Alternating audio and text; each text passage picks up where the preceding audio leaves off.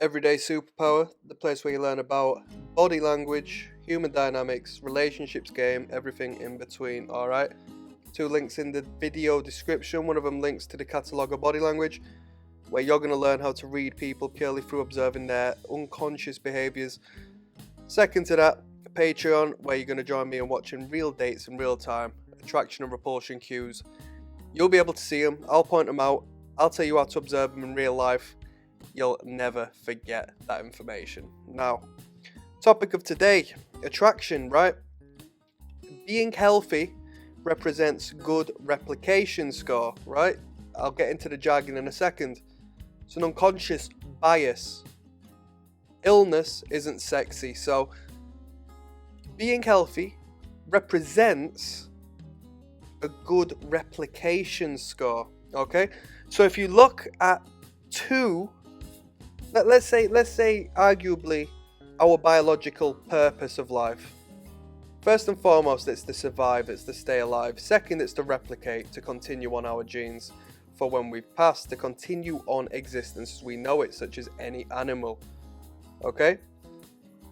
Survival and replication. Now, if we are looking at attracting a woman, it is going to be in our benefit that they unconsciously, animalistically, subconsciously, biologically perceive us as high on the replication scale, i.e., that would be a good father for my children. My children now, my children for the future, blah de blah de blah. Okay? I know these women nowadays, I don't want children, I don't think I should have children, and they get told that they shouldn't have children and so forth. We're not getting into the politics of that, because their hardwiring is still going to push them in the direction of men who not only can allow that child to survive to the fullest of their capabilities, but that they are also able to replicate, i.e. they are healthy to birth, not birth on their end, but to give an honest and healthy seed and survive at least 18 years post-partum to look after and care for that child, okay, and give them a fruitful and honest and healthy upbringing, right? It's biological purpose, biological protocol, okay? So, illness by default will detract tenfold from that score. You need to stay healthy, man. You need to clean that grease up from your face and your hair, man. You need to get rid of them pimples, man. Okay? Anything that indicates anything other than optimal health is going to detract from how you attract women. And this is interesting because we as men can, well, I say we, I'm not putting myself in the issue or you, because I think you should perceive things differently at this point, but generally speaking, we are so self-absorbed that we think women look at the world in the same way we do. They definitely don't. Of course they don't. They don't perceive as the same values as us as sexy, you know? Or maybe they do, but to an incredible lesser extent, or to a more so extent. It depends on what traits we're talking of. But we look at women who are in great shape and, you know, physically healthy and fit as anything, and we say, wow, I would like to replicate with her because she's got great replication value. She looks fertile, right? So we go to the gym 24 hours a day. We inject steroids into us. We get bigger than hell, right? As a desperate means of fulfilling this beauty criteria that we rate so highly in our minds. That's not the case. A woman is more than definitely going to take a lean, handsome, healthy, nourished, hydrated man over the pumped up gym monkey steroid head who unconsciously is going to be portraying multiple detracting factors of replication value than the average Joe who's kept himself in good shape, eats the right foods, is kept lean and mean, especially in the Western world, as to where actually being low in body fat is symbolic of being able to restrain from eating all the crap they force feed down you for cheap in the shops.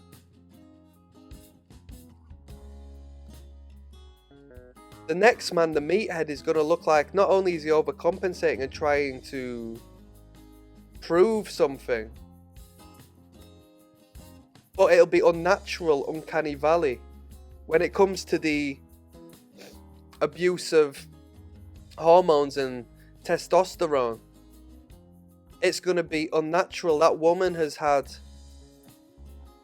generations upon generations of hardwiring into her to seek out what is deemed a natural counterpart, and that which is unnatural will be taken into consideration by the primitive mind, by the reptilian mind of that woman. So whereas we as men think that we need to go above and beyond in order to be competitive, it's not necessarily the case. So when you decide to have a takeaway, think, maybe I should just have myself something lighter, something simple, low in carbohydrates, high in protein, satiating, healthy fats,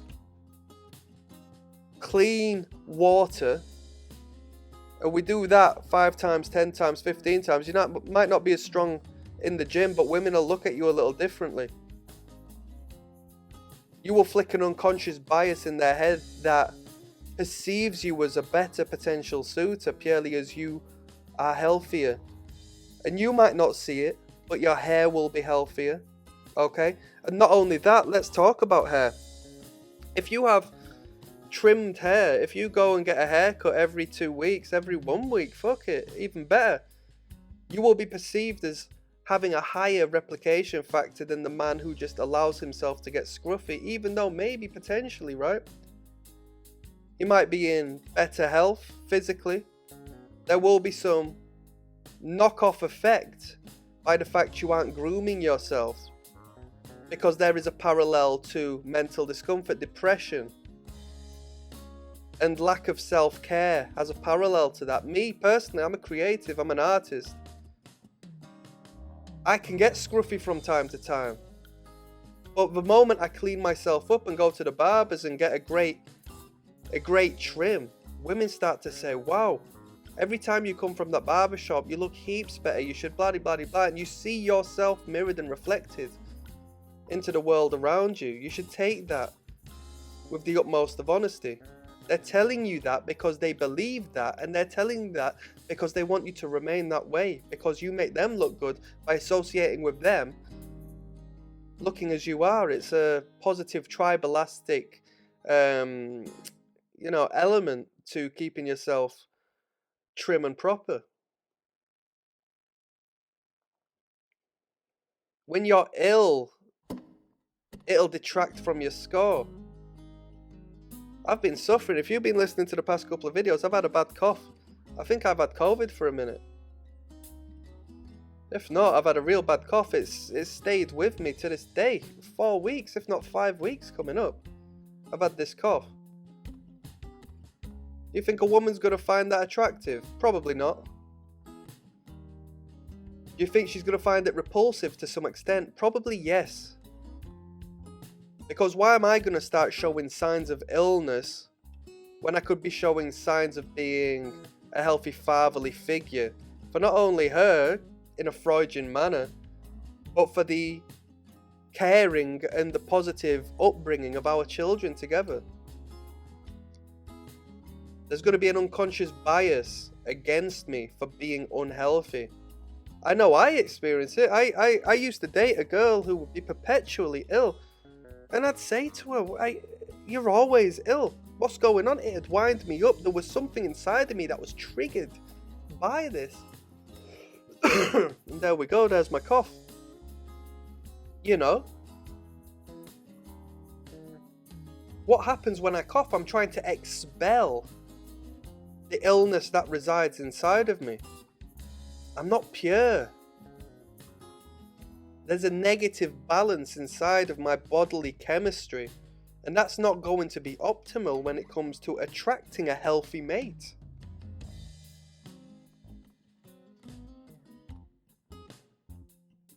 It's not sexy to be ill, okay? And you need to highlight your replication score. You need to think to yourself, is this gonna be additive to how a woman subconsciously perceives me as the bearer of the seed of her child? Or is this gonna detract how she perceives me? We're only human, right? We're only human.